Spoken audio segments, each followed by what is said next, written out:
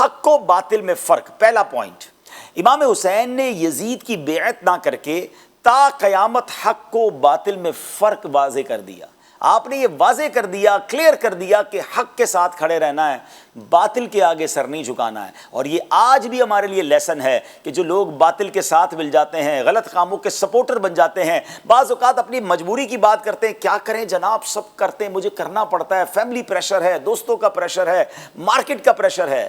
بتائیے نا امام حسین نے کیا کیا تھا؟ پوری فیملی پتہ ہے شہید کر دی جائے گی، مگر آپ نے وہ پریشر نہ لیا، حق کے ساتھ کھڑے رہے. سیکنڈ ڈیسیجن کیا تھا؟ نااہل کو منصب دینے کی جو ممانعت ہے. ہاں یہ بڑی خوبصورت، آج کل انگلش میں بھی ایک جملہ کہا جاتا ہے، right person for the right job. جب امام علی مقام نے یزید کی بیعت نہیں کی تو دنیا پر واضح ہو گیا کہ نااہل کو کبھی کوئی منصب نہ دیا جائے، اور اگر بالفرض وہ زبردستی کسی عہدے کو حاصل کر لے تو اہل عزیمت جو ہوتے ہیں انہیں چاہیے کہ ہرگز اس کی اطاعت نہ کریں. اللہ اکبر. یعنی یہاں یہ بھی بہت خوبصورت ایک پیغام ہے کہ ماشاءاللہ وہ لوگ جو کسی آرگنائزیشن کو، اگر مذہبی ادارے کو چلا رہے ہیں یا کسی بھی کام کو کر رہے ہیں، کسی نااہل کو اگر آپ نے منصب دے دیا، اسے مقام دے دیا، اسے جناب اقتدار دے دیا، اس کے ہاتھ میں آپ نے یوں سمجھیے کنٹرول دیا، تو پھر بربادی کا انتظار کیجیے. تو اگر آپ اپنی آرگنائزیشن کو، اپنے ادارے کو، اپنے علاقے کو، اپنے محلے کو، کسی بھی کام کو آپ لے کر چل رہے ہیں تو try to find the right person for the right job. نااہل کو منصب دینے کا مطلب بربادی ہوتا ہے.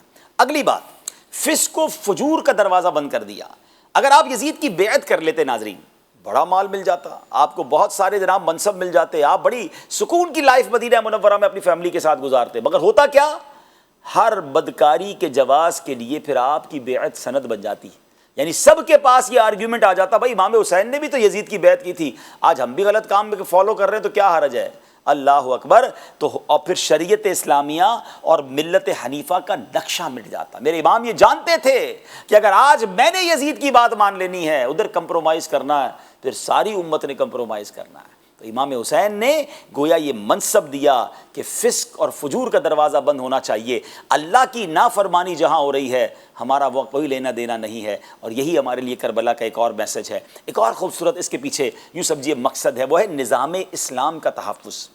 اگر آپ یزید کی بیعت کر لیتے تو یزید آپ کی بہت قدر و منزلت کرتا، خوب مال و دولت نچھاور کرتا، لیکن اسلام کا نظام درہم برہم ہو جاتا، ایسا فساد برپا ہوتا کہ اس کو بعد میں دور کرنا دشوار ترین ہوتا. تو نظام اسلام کا تحفظ کیا، ایک نظام باقی رہے، اسلام کی جو ضروریات ہیں، اسلام جو چاہتا ہے معاشرے میں وہ سب باقی رہیں. امام نے اس کے لیے قربانی دی. آگے چلیں، ایک اور کمال کی بات سیکھنے کو ملتی ہے، اور وہ ہے احکام شرعیہ میں برابری، ایکویولنس، مساوات کا کیسا نظام ہے. اب سوچئے نا، آپ نے یزید کی بیعت کیوں نہیں کی؟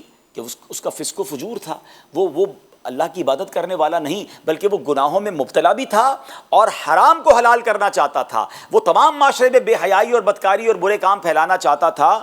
تو اب امام علی مقام نے جو سٹینڈ لیا، یہ میسج یہ ہے کہ احکام شریعہ عام آدمی اور حاکم سب کے لیے برابر ہیں. جس طرح عام آدمی کا فسق و فجور سے بچنا ضروری ہے، اسی طرح حاکم کا بھی ضروری ہے. یعنی اسلام کا قانون حکمران کے لیے الگ نہیں ہے، بڑے لوگوں کے لیے الگ نہیں ہے، اور عام لوگوں کے لیے الگ نہیں ہے. میرے امام نے ایکویولنس کا، مساوات کا بھی درس دیا. سبحان اللہ. اب آگے چلتے ہیں، ایک اور کمال کا اس سے میسج ملتا ہے، لیڈرشپ کا ایک اور یوں سمجھے کہ پوائنٹ ملتا ہے کہ اسلامی ریاست کا تحفظ. امام حسین نے اپنی فراست سے یہ جان لیا تھا یزید بیعت کے بعد اسلامی ریاست کا کیا حال کرے گا، اس لیے آپ نے بیعت نہ کی. آپ کی شہادت کے بعد یزیدی فوجیوں نے کیا کیا؟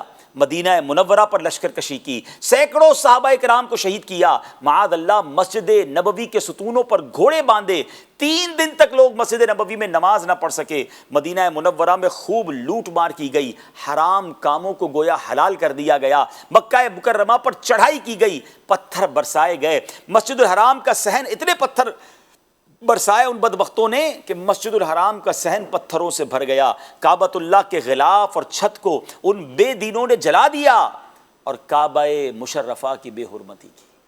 یہی تو امام جانتے تھے نا کہ یہ اسلام کا نقشہ بدل دیں گے، ریاست اسلام کا بیڑا غرق کرنا چاہتا ہے.